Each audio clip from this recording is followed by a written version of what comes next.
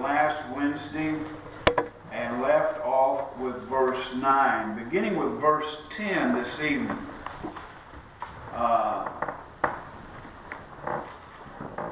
And we want to read, first of all, down through verse 19, and then we'll proceed from there as the Lord gives us the time to do so.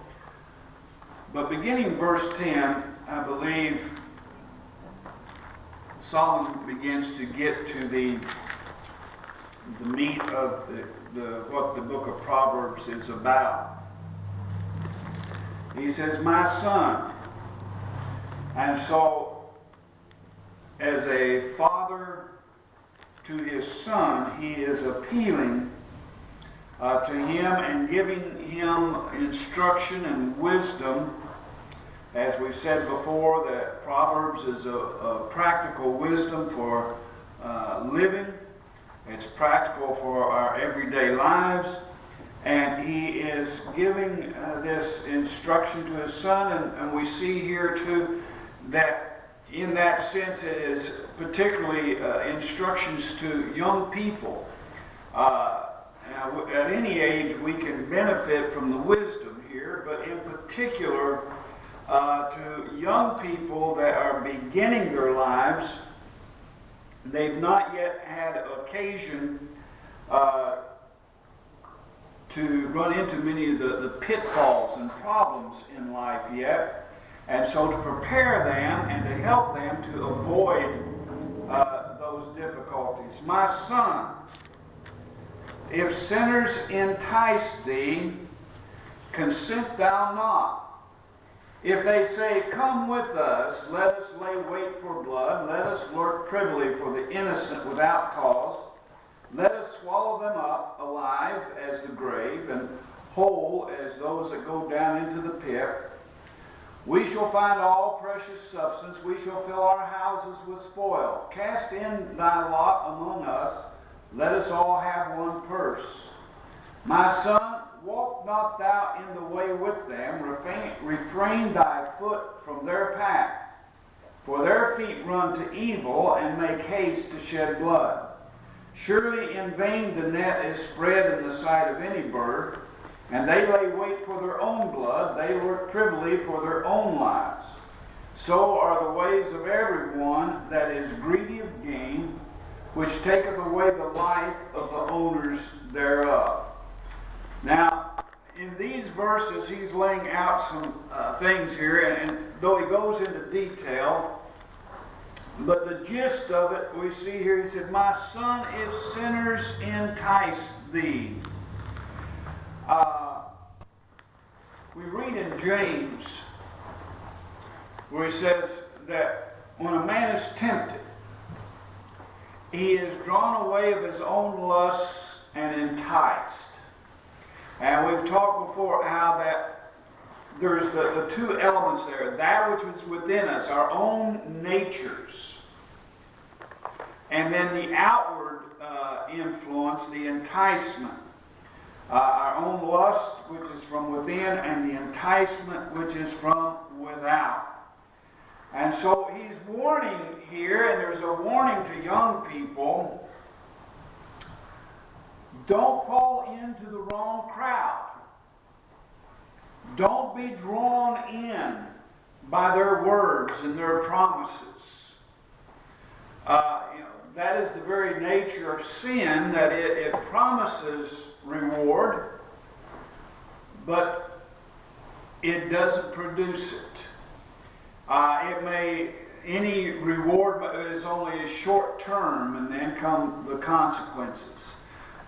My son said, "If sinners entice thee, consent thou not." Don't be willing here, and as we see that it's with the negative, consent not. Do not be willing to go along with them. And so it's talking about our wills, our decisions, our choices that we make. And we are responsible. And so we're not to consent to go with them. He said, "My son, walk not thou in the way with them." and refrain thy foot from their path. We see there in verse 15. Cutting through all that in between, he's admonishing us here and telling us, don't go along with them. He said, their feet run to evil. So the things that the evil companions, Paul said, be not deceived. Corrupt communication, or evil communications, corrupt good manners. The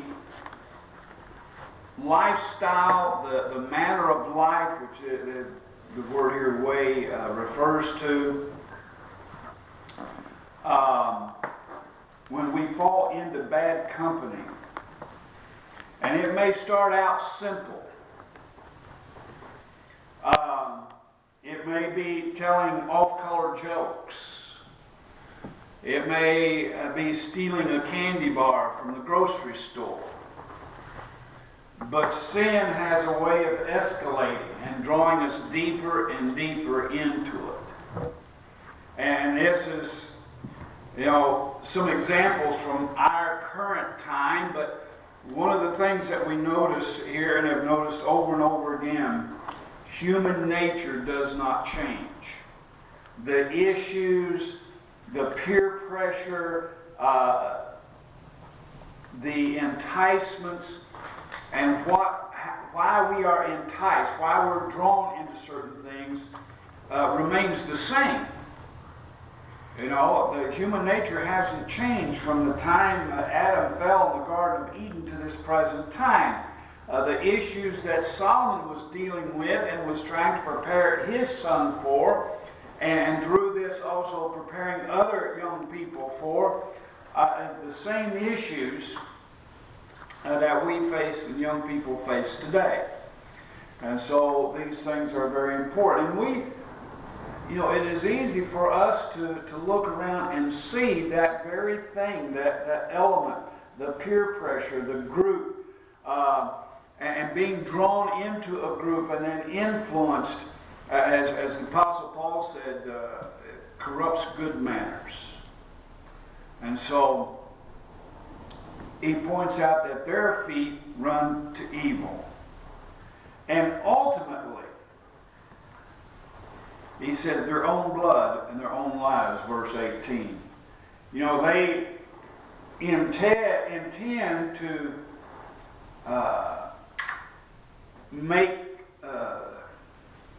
take advantage of others.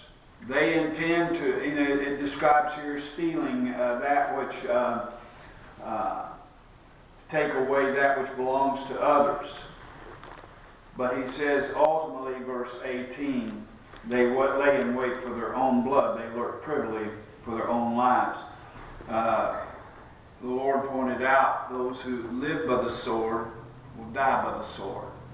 When we begin that life, that very life will consume those who pursue it. That is, they shall lose their lives in their evil pursuits. Whatsoever a man soweth, that shall he also reap. These and many, many other scriptures go to prove that and show that. And one of the things that we see that we need to remember is God is in heaven. He sees these things, and he is the judge and an avenger upon all who do evil. And so when we take advantage of other people, we steal from other people, we do harm to other people, and God sees that, and he is the avenger of those who are hurt. Particularly those who are less fortunate, those who are less able to take care of themselves. He is the avenger of those who take advantage of them. And so, beware of bad company. Bad company will draw you into bad habits and evil deeds, which will eat up and destroy your come of it, only misery, fear, and death. Then beginning with verse 20, we see here wisdom personified. That is, the idea of wisdom. And we've talked a little bit about the difference between wisdom and knowledge. We can have all kinds of knowledge, and I know people that are smart people. They have a lot of learning. They know a lot of things. But they can do some very foolish things. And sometimes we look at people and go, why did they do that? That is so foolish, and yet this person seems so smart. There's the smart that is the result of knowledge, and then there's wisdom. Wisdom is the ability to take that knowledge, to correctly connect the dots, if you will, to make right choices. That's wisdom. And that's the reason it says the beginning of knowledge and the beginning of wisdom is the fear of God. To know God, to know He is in heaven, to know He's watching, to know that we're accountable to Him and we have to give an account to Him, to know that there's nothing that is hid from Him, not even our faults. And He's going to hold us to account. And so the choices we make, the things that we think, the things that we say, we're going to be held accountable for. And so we conduct ourselves. We discipline ourselves. We control ourselves in such a way as to not incur the displeasure of God. And so that's the beginning of wisdom. That's the beginning of knowledge. And here he begins with verse 20, says, wisdom crieth without. She uttereth her voice in the streets. She crieth in the chief place of concourse, in the openings of the gates. In the city she uttereth her words, saying, how long, ye simple ones, will ye love simplicity? And the scorners delight in their scorning, and fools hate knowledge. Turn you at my reproof. Behold, I will pour out my spirit unto you. I will make known my words unto you. Because I have called, and you refused, I have stretched out my hand, and no man regarded. But ye have set at naught all my counsel, and would none of my reproof. I also will laugh at your calamity. I will mock when your fear cometh. When your fear cometh as desolation, and your destruction cometh as a whirlwind, when distresses and anguish come upon you, then shall they call upon me, but I will not answer. They shall seek me early, but they shall not find me. For that they hated knowledge, and did not choose the fear of the Lord. They would none of my counsel, they despised all my reproof. Therefore shall they eat of the fruit of their own way, and be filled with their own devices. For the turning away of the simple shall slay them, and the prosperity of fools shall destroy them. But whoso hearkeneth unto me shall dwell safely, and shall be quiet from fear of evil. Wisdom, as we said here, is presented as through here as a woman. Wisdom is personified. But let us look at the places and what he's saying here. He says, wisdom crieth without. She uttereth her voice in the street. She crieth in the chief place of concourse, in the openings of the gates. In the city she uttereth her words. In other words, people, young people, wisdom is present around you.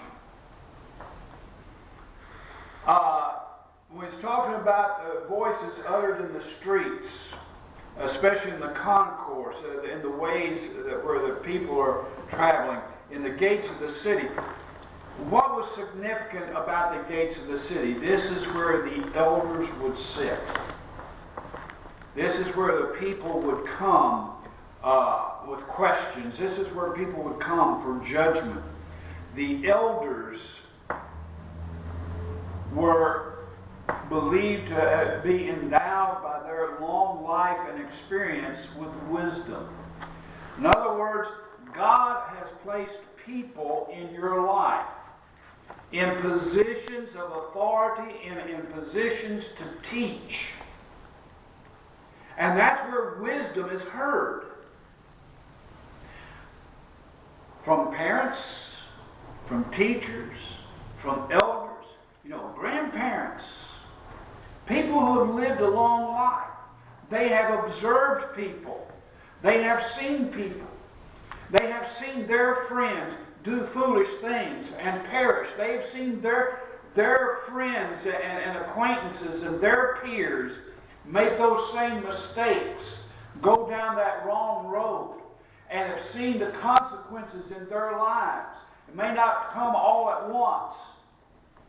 And they have seen these things, and they have survived, and they are now able to tell you, don't do that.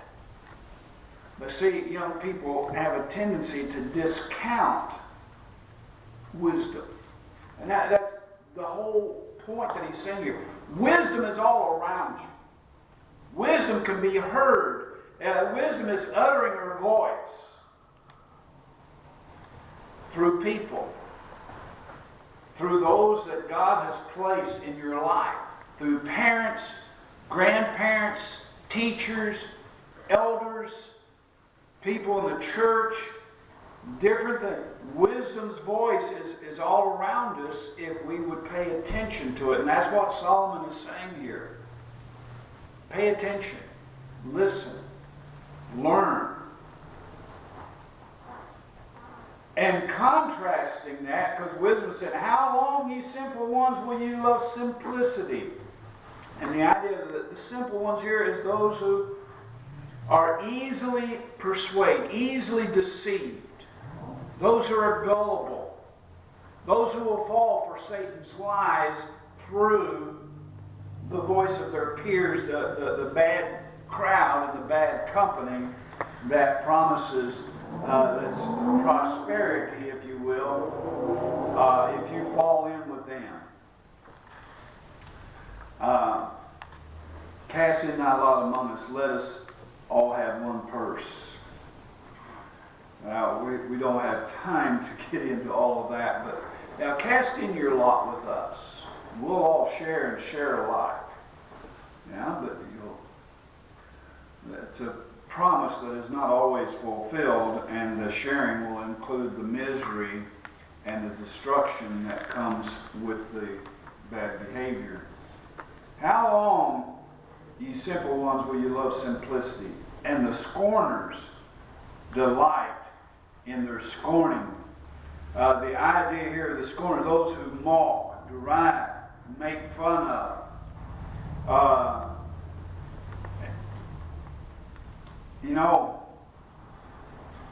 There's always somebody in a crowd. Now, see, the simple ones are the followers. The scorners are the leaders. You see a crowd, a group of people. Well, it's a bully, somebody. There's always somebody that kind of takes the lead. He's the mouth, and everybody kind of follows. And if you disagree, if you try to say, well, that's not right, they will scorn, they will make fun of you, they will mock you, they mock wisdom.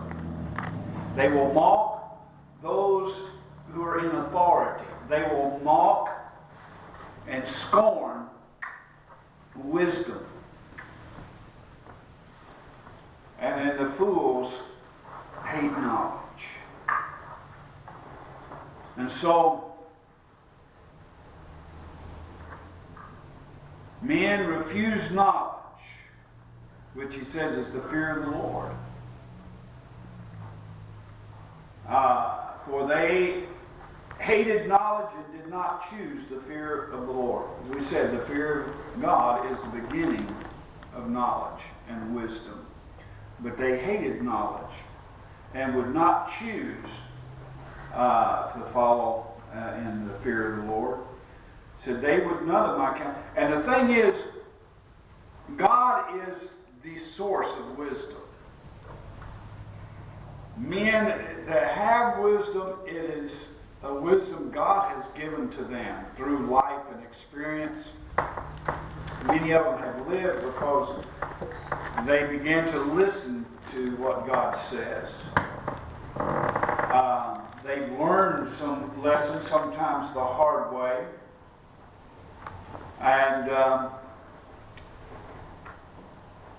the desire of wisdom, the desire of God is to not prevent you from prospering, not to prevent you from having fun. It's to prevent you from harming yourself and others. That's God's desire. That is what wisdom is imparted to us for, is so that you would, to prevent you from harming yourself, doing harm to yourself and to others. He said, they would none of my counsel. He said, therefore shall they eat of the fruit of their own way and be filled with their own devices. For the turning away of the simple shall slay them. And so he's going back, what he said in the first part, my son, if sinners entice thee, consent thou not. He said, for their feet run to evil and make haste to shed blood. They lay in wait for their own blood. They lurk privily for their own lives, whereas they sought to take advantage of others. Ultimately, those very deeds and things that they do will turn on them, and they will become the victims of their own devices. You know, the thing is, with evil companions, they tend to turn on one another. The very people you thought who promised to be your friends, we'll all have one purse. You know, we'll stick together. Be the very ones to turn on you. It's a sad truth, but Solomon understood it. You know, David experienced it. Perhaps Solomon learned from observing what happened to David.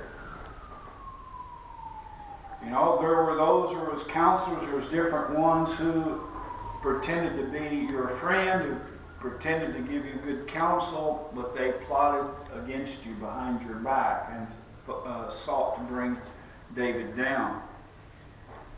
The psalm, which is used as a prophecy concerning Judas, you know, my own familiar friend. You know, how many times we went up to the house of God together, you know. That is the one who lifted up his hand against me. And so, but in contrast to that, you know, and he says, and when their calamity comes, and it will come, he describes for us here in these terms, in the personification of wisdom, which is ultimately God speaking. Said, but you have said it not all my counsel, and would none of my reproof. And see, part of that wisdom is sometimes, you know, God puts people in our lives to reprove us, to rebuke us. Whether it be the police, whether it be our parents, whether it be some older person, whoever it may be. But God puts people there to reprove us, not just to teach us the right thing, but when we make bad choices, to reprove us, to warn us. And so he said, you know, you said it not all my counsel, you would none of my reproof. I also will laugh at your calamity. I will mock when your fear cometh. When your fear cometh as desolation, and your destruction cometh as a whirlwind, when distress and anguish come upon you, that's going to come. And so he's warning his son here, he's warning people, before this ever happens, don't go down this pathway, because if you do, this is what's going to happen. Now that's one of the things that we see that in our day, and yet it's not peculiar to our day, because obviously it was also true in Solomon's day, that people have the tendency to just live in the present. And we talk about the simple ones and the foolish. They kind of live in the present for the immediate gratification without any thought as to the consequences of their actions down the road. They're not even thinking about tomorrow or next week. They're just right now. But there are consequences to our choices. There are consequences to our actions. And so Solomon is warning here ahead of time, don't go down that path because there are consequences. You know, it starts out a bunch of people just having a good time, but then the fear, desolation, destruction, distress, anguish. These things come upon you, and when they do, and then you begin to look around for help. You look away around for some way out to get out of the situation. There is none. So you wouldn't listen to wisdom when you could. You turned a deaf ear to the warnings. You turned a deaf ear to the reproof. Then when your calamity comes, do not expect wisdom to come to your aid. You know, the thought just kind of came to me when Pharaoh was pursuing the children of Israel across the Red Sea. And through that whole series prior to that, every time God would send one of the plagues or something, Pharaoh would harden his heart. He'd relent for a little bit, but then he'd harden his heart and say, no, you can't go. Then as they were pursuing them across the Red Sea, and I'm not sure why, if this was a tactic because they thought it was going to be wet and muddy and that the chariot wheels would sink into the mud, they took the wheels off the chariots and used them more like sleds. And it just slowed them down. I mean, it was dry. The wheels would have worked fine, but see, wisdom failed them. And the destruction came upon them suddenly, and they were destroyed there. See, it slowed them down. Instead of helping them, it slowed them down. And they were caught in that seabed as the waters came back and covered them up and washed them away. Wisdom failed them. Said, for that they hated knowledge and did not choose the fear of the Lord. It's a choice. It's a choice. We are not forced to sin. We're not forced to make bad decisions. Well, some people, well, I didn't have any other choice. Yes, you did. You know, you hear people make excuses all the time. You had a choice. At some point, there was a choice.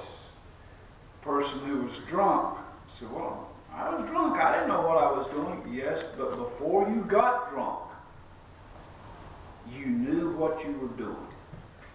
You had a choice. You had a choice not to get drunk. But you didn't choose not to get drunk. Therefore, anything that happens when you're drunk, you're responsible for. And that's the way it is with life. We make those choices up front. And down the road, they may lead to circumstances and situations that seem to carry us along and we have no control over. But back here, you had a choice not to start down that path. And that's Solomon's desire here is to instill that when you're young. Before you make those critical decisions that will affect you the rest of your life.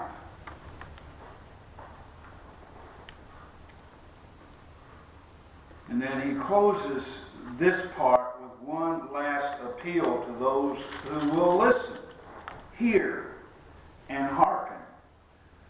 Whoso hearkeneth unto me shall dwell safely, and shall be quiet from fear of evil.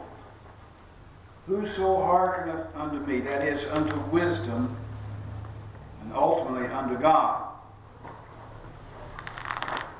Solomon's desire for his son,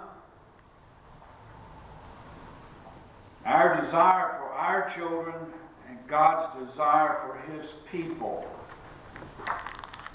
is that we choose wisdom, that we choose the fear of the Lord. Kind of sum this up, this is like an opening salvo, like a shot across the bows to get our attention, to make us stop and think. It lays out the scope of that which follows, which is a series of things that contrast wisdom and foolishness, good and evil, wisdom and sin, each contending for our hearts and minds, both wisdom and sin, and the consequences of each. Many of these things are laid out. If you do this, if you do good, good things are going to happen. If you choose to do evil, evil consequences are going to happen. That is the nature of life. And this is so important, as we said, because so many seem to just focus on right now. They give no thought to nor have any concept of the consequences their actions will have. I think, most people have kind of the attitude and the idea, their desire, their want, is I want to be able to do bad and still have good results. Isn't that basically what it boils down to? I want to be able to be bad and yet have good results. It doesn't work that way. That may be what you want, but that is not what you're going to get. And this seems to be just as much an issue in Solomon's day as it is today. As we've said before, human nature hasn't changed. And therefore we see Solomon's emphasis then on consequences. As we read and study through the book of Proverbs, we will see over and over again consequences. The consequences of listening to wisdom and being wise, and the consequences of choosing to do evil will be contrasted over and over. My son, and not just the sons, but as I said, in particular, it's poignant in that Solomon's son, Rehoboam, by foolishness and by foolish counsel, lost the kingdom.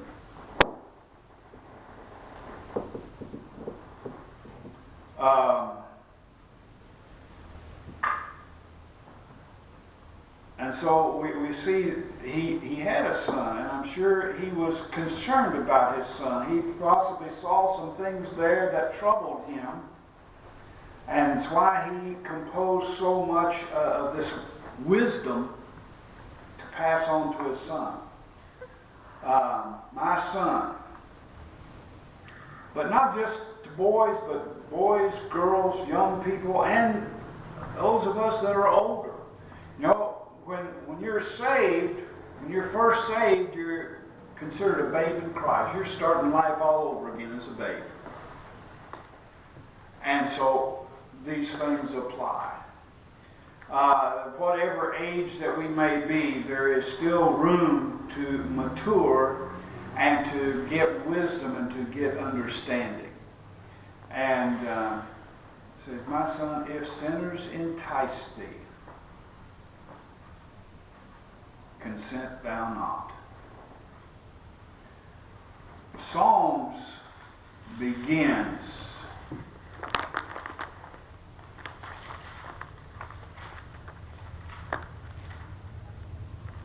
blessed is the man that walketh not in the counsel of the ungodly, nor standeth in the way of sinners, nor sitteth in the seat of the scornful.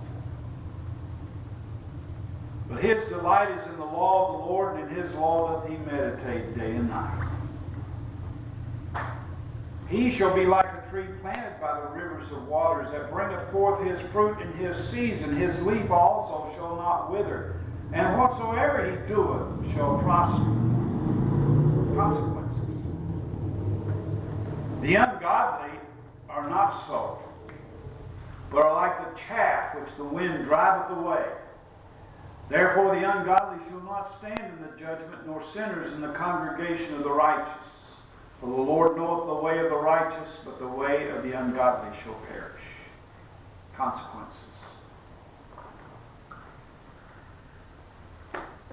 Consent not.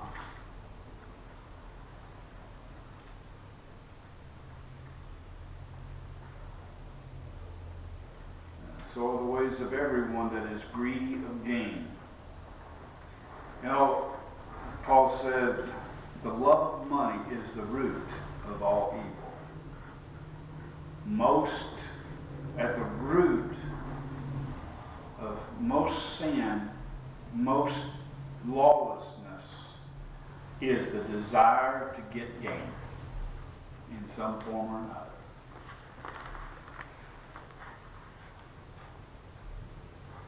So are the ways of everyone that is greedy of gain, which taketh away the life of the owners thereof. Not just the physical life, but the material things of life that make life good.